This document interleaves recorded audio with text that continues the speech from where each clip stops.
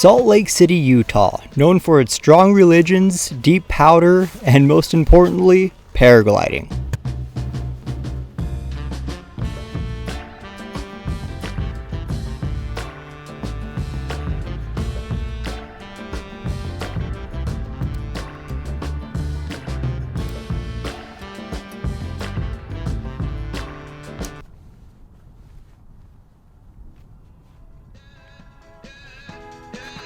No.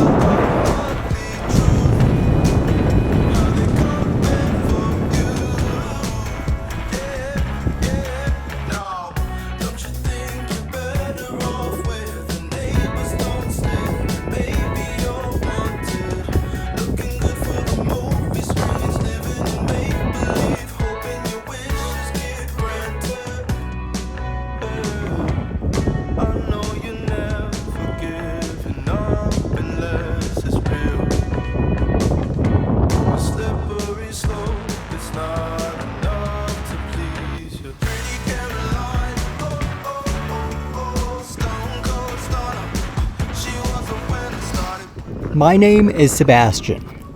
I live in a 1985 Volkswagen Vanagon full-time. And as you guys might recall from a previous episode, my starter went out, so I ordered a new one and it came in the other day. Huge shout out to Van Cafe for providing some delicious cookies. Now let's talk about parts that are being sold in America today. They aren't all good, they're actually pretty much garbage. The issue now with the new starter doesn't really stem from the starter itself. It has something to do with the mount that allows this to work with my setup. So I have to make a notch right in here. So, give me 1 second. You see, Vanagons aren't the most reliable vehicles in the world. Just the fact that I have to keep a whole toolbox in my van at all times just in case this thing breaks down should be a tell sign that these vehicles should not be used for long distance travel. After driving this van to Alaska and back last year, it's just been constant issues. So this notch right here allows this starter to work with that adapter plate for my engine. And as you could tell, this new starter does not have that notch. I'm gonna see if this thing fits anyway, and maybe I'll get lucky. Unfortunately, it did not fit, but I remembered I had this little saw in my roof box, so I just started hacking away. I'm attempting to cut a little V-notch to clear a very large Allen bolt holding on the starter motor adapter plate. The starter adapter plate is mounted to the transaxle bell housing. It's crucial to get this clearance just right so that the teeth on the starter motor line up with the flywheel. It still blows my mind that if you drive any other vehicle, your normal consumable parts will last 60, 70, 100, maybe even 200,000 miles before they fail. But not with the Vanagon. Yeah, I replaced the starter last year. And the other one a year before that. And that's not to mention CV axles, CV boots, suspension bushings, and well, anything that's rubber really. My opinion is that it all comes from the same factory and all the rubber is just garbage. And it takes a vehicle that's already known for its unreliability and it just takes it a step further.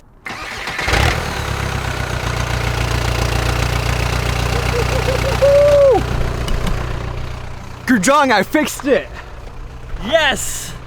Allow me to introduce Gurjang and Francesca. They're currently living in this late 90s Toyota van. They're on a road trip all the way from Houston, Texas to Jackson, Wyoming. And they're gonna be working up there this winter. So yeah, you're gonna see a lot of them.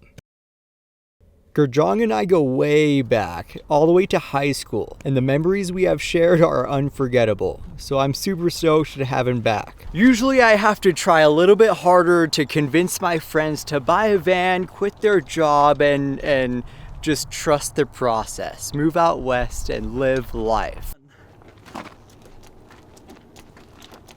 How many engines have you put in this thing? None, and no transmissions. No transmissions, no engines. What's your mile per gallon? About 25. What do you cruise at on the highway? 70.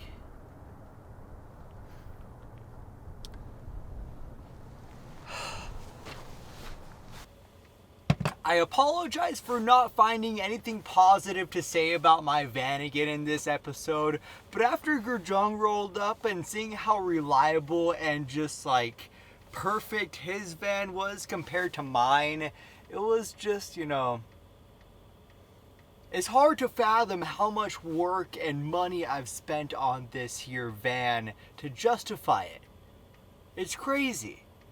Don't get me wrong, I'm gonna continue working on this thing and dumping more money into it, but after seeing his van and how luscious it is, and only being a few years newer than mine, it kinda hurts.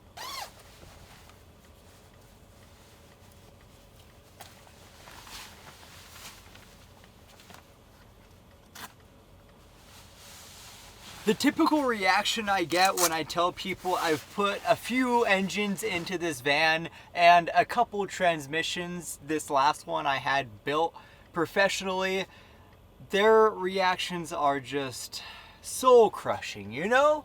Throughout the years, I've replaced the engine, I think about 5 or 6 times. I tried rebuilding the original 1.9 water boxer.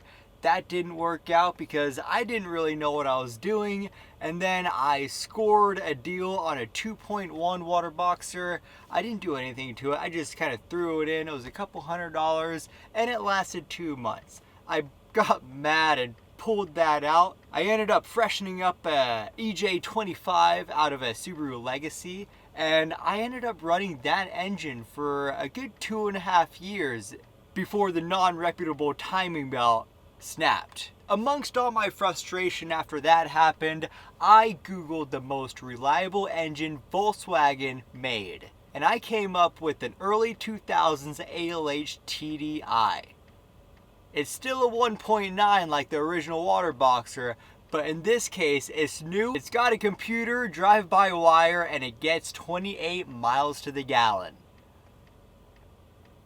I've had plenty of issues with this engine, don't get me wrong, but none compared to the water boxer itself. I ran this thing all the way up to Alaska and back. I've replaced starter motors, fuel temperature sensors, and a few other bits and bobs, but it's all the easy stuff and I can't complain too much, I guess. But compared to a normal vehicle, this thing is a disaster. So on that note, I'll see you guys tomorrow because we're hanging out and having a great time.